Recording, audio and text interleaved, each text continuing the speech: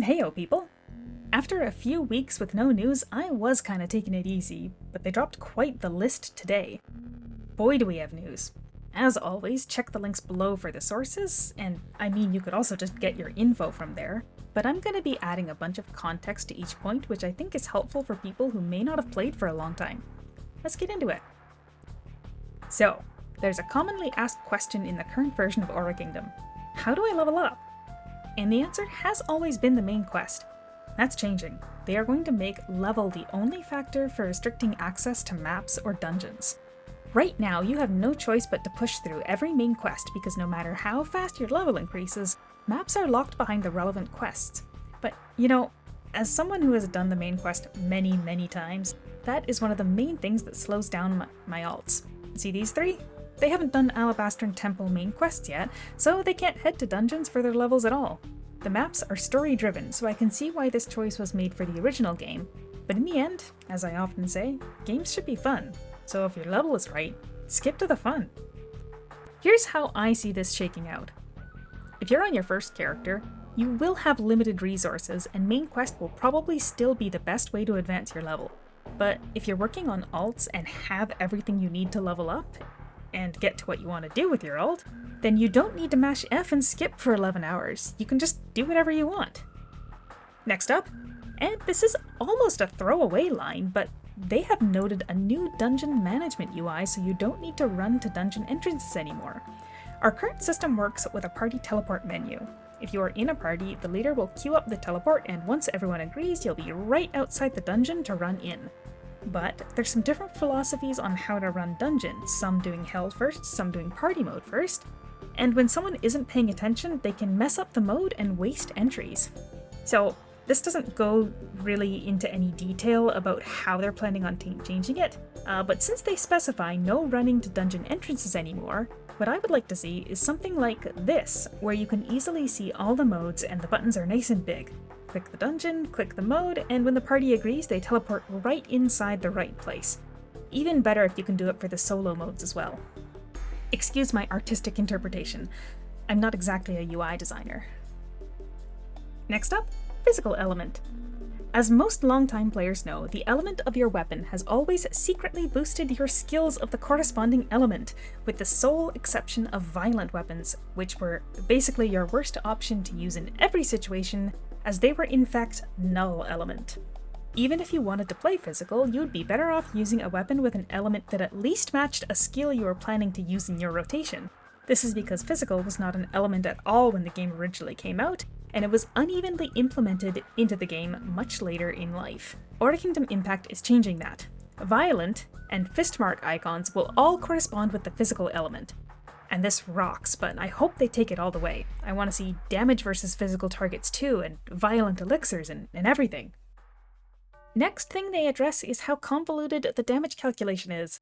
Specifically, they note they plan to optimize enemy attributes and dungeon debuffs to make sure the growth curves are in a more reasonable range. I think anyone who's taken a step into the Nightmare dungeons gets this one. Basically, it feels like they created too many sources for stats, and over time their only choice was to add massive debuffs to endgame dungeons so those players who were fully built could still feel some challenge. But the values got so out of hand that those overbuilt players are still one-shotting bosses, while less built players watch their stats evaporate. Even when not looking at nightmares, the S30 Hell dungeons drop your speed by 30,000 and defense by 50,000 points just for walking in. We always tell people to check their stat percents when they're inside dungeons because you may not have cap speed anymore, just as an example. I don't think they're gonna do away with dungeon debuffs entirely based on the wording, but frankly, that's a big reason why there's really only one armor set you can use at endgame. Just walking into a dungeon is a stat check, so you can't try out interesting effects on slightly weaker armor. So I do hope to see some more movement in that range. And finally, the last of their big notes, the weapon specialization will be available at level 5 now.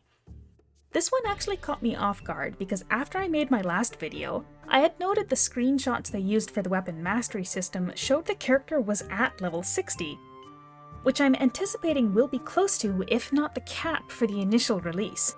So it makes a lot of sense that the level would be dropped so we don't have to get to endgame to try out masteries and the new Eidolon infusions. But kudos to X-Legend for being quite diligent on hiding this tidbit in their last info drop. Then we get to the rapid fire zone. They just have this part as a numbered list, and a lot of them don't have very specific info, so I'm just going to provide some context from our current version about what these are referring to. Number 1. The detailed window will no longer scroll back to the top when stats change. Thank you! Gosh, you guys, when I was making my video for how stats work in current Aura Kingdom, trying to watch as things changed in my detailed stats and re-scrolling every time, or when testing buffs or debuffs in combat, it would change so fast and I would have to keep scrolling down. It's annoying. It's minute, and it really doesn't matter that much, but it's still annoying, and I'm glad to see it fixed. Number 2. Secret stones, enchantments, and transformations will no longer be at an NPC, it will be a button in your inventory. This is a nice quality of life. I didn't particularly find the current secret stone system inconvenient, but we also weren't changing class on the same character before, so if they are still going to have class-specific elements to secret stones, you will likely need to mess around with them more, making this one a no-brainer. Number 3. Auto potion system will be upgraded to allow auto use or discard. For this one, I don't know what discard means, so I guess we have to wait for them to show that in action. But the auto use slot we have right now is so bare bones that I think we use it for stuff they didn't really think we would use it for with its initial implementation. Midday fact, my auto potion secrets video is my most watched short right now. Clearly, because you guys are all jealous of my premium manual. Anyway, I just hope that they don't break the way that we currently use it for stuff like contracts or LP. If I had to ask for anything, I'd go with, I hope they enable a spam item mode where you don't need your HP to be below 99% for it to trigger. Number 4. Weapon specialization switch cooldown is reduced to 10 seconds. Specifically, this should be the main weapon left and right path weapon mastery, the one that now unlocks at level 5. In the current version of the game, it takes 10 minutes for each swap to cool down, so yeah, I like it. Sometimes I just want to test something and then I have to sit on the wrong path for 10 minutes. Yeah, I like this a lot. Number 5. Kingfish unification, making sure there are fish kings to catch during every time slot. I am not 100% sure what they mean by this, whether it's that all fish kings will spawn every time there's a time slot, or if there will just always be a fish king somewhere, but what I do know is that with my work schedule, there's some kings I simply cannot make except Sundays. Efforts to make professions easier to handle always get a gold star in my book. Number 6. Eidolon Duel Cards will become tradeable and added to the new fishing system. Duel cards in general feel a little tacked on in the current Aura Kingdom, and right now there is no way to get cards for Eidolons you don't have. So, seeing them tradeable is a big improvement in my opinion, especially if they will still have stats associated with breakthroughing them. Number 7. New Eidolon Link System. Well, it's hard to make a comment on this when there's no specific indication of what the new link system will be, but if it still gives Eidolon fragments, I wouldn't anticipate it going back to the limitless linking we had before. Removed armor piercing and blood armor, though I'll note they call it shattering in their notes. This is a late add-on stat that is basically just a forts check. Late game hell targets and Nightmare Realm targets get blood armor, and your armor piercing stat is the amount you can reduce it per second. At best, this makes it so targets just can't be one-shot. At worst, it's an artificial means to try to encourage party combat when otherwise completely unnecessary DPS-wise. The one place where I think it would make sense to have this, on bosses in Sky Tower where they drop Gaia Cups, so everyone can get a hit, they do not have them. Instead, it just artificially increases battle time in a couple of endgame dungeons hell modes. Number 9. Added drop rate displays for Lucky Packs and Paragon Table. To my understanding, in various regions around the world, it is a legal requirement that this information is available. Putting it in-game is the most logical way to handle that. Number 10. Lowered Eidolon star rank upgrade requirements. I won't exactly hold out hope that this means you don't need extra keys for Eidolon stars, but I can see it being more like less emblems needed and maybe not level 80 for 4-star. But given that Eidolon levels will be a little less set in stone with the resonance system, it will be interesting to see how that might work. Number 11.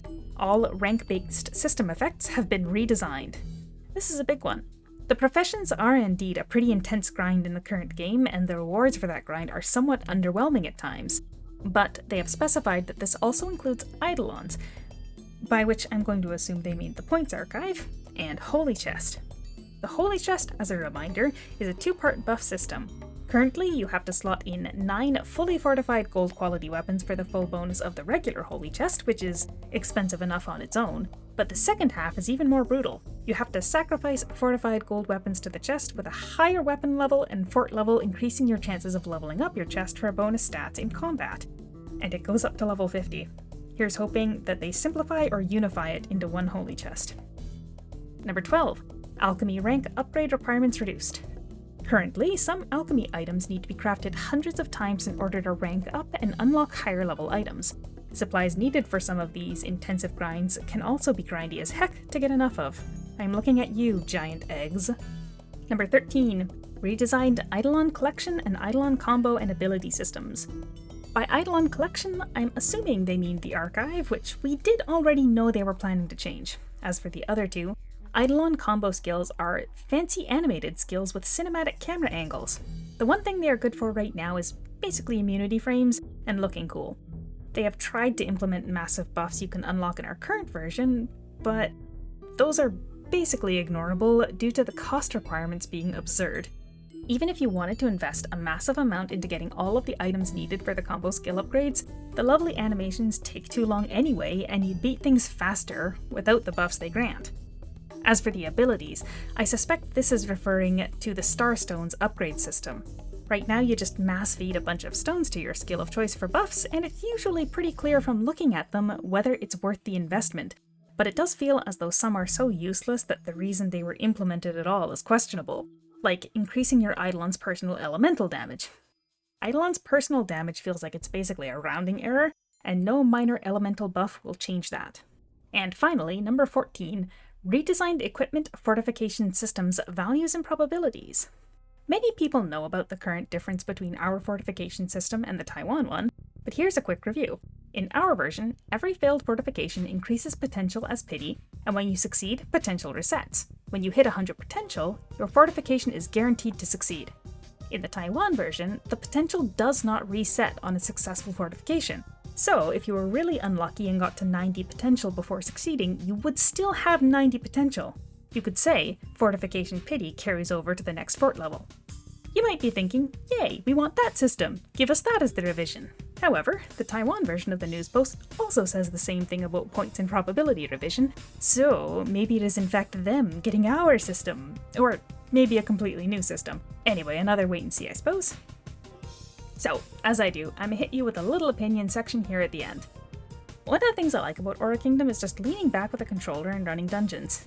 You see me do that now and then on live streams, and I'd like to do it some more. It's how I chill out. I think it's relaxing. Nice, easy to use teleportation system with big buttons I can use even when I'm just running alone. To get around real fast and focus on what I find fun would be great. Add on that I could just vibe out in my dungeons instead of running through any main quest again, which is harder to do with a controller because of all the small buttons and conversations. Say less. In previous updates, they have said they want to make dungeons less repetitive and have more interesting mechanics as well. If they can actually achieve that, that's another big win. As for me, personally, as long as the way they achieve that doesn't massively hurt my ability to play using a janky controller setup, then I'll be happy. But I think I've rambled on long enough, so I'll leave it there. Let me know how you guys feel about this stuff. Thank you so much for stopping by, and we'll catch you next time.